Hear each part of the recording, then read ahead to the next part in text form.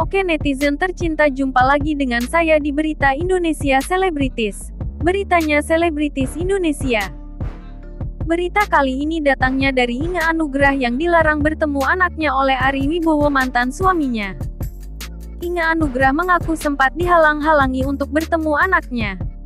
Hal itu terjadi ketika Inge Anugrah dilarang masak di rumah Ari Wibowo demi anak-anaknya.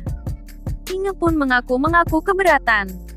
Apalagi saat ini keduanya sedang menjalani proses perceraian.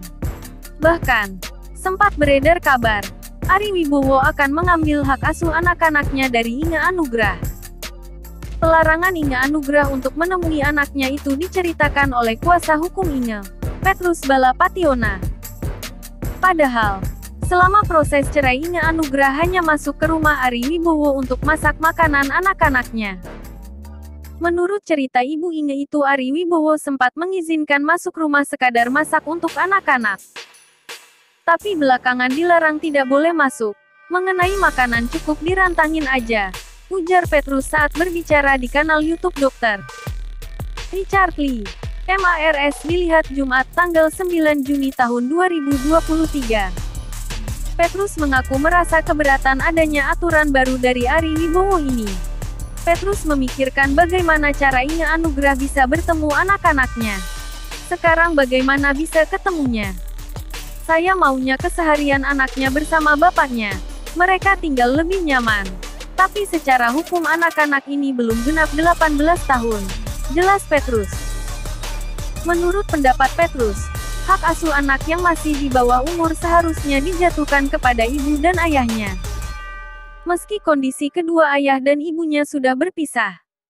Petrus memikirkan cara paling adil supaya tak ada perebutan hak asuh anak dari perceraian Inge Anugrah dan Ari Wibowo.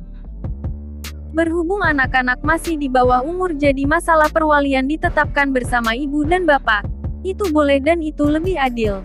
Kalau hanya satu melukai salah satu orang tuanya, pungkas Petrus. Kalau komentar Mimin ya guys. Semoga kita semua selalu dalam lindungan Tuhan Allah Subhanahu wa Ta'ala. Amin.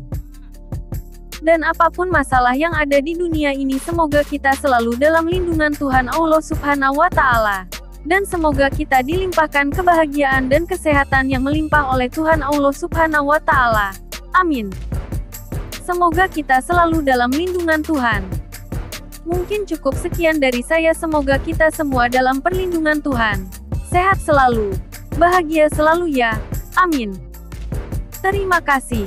Sampai jumpa lagi ya netizen tercinta.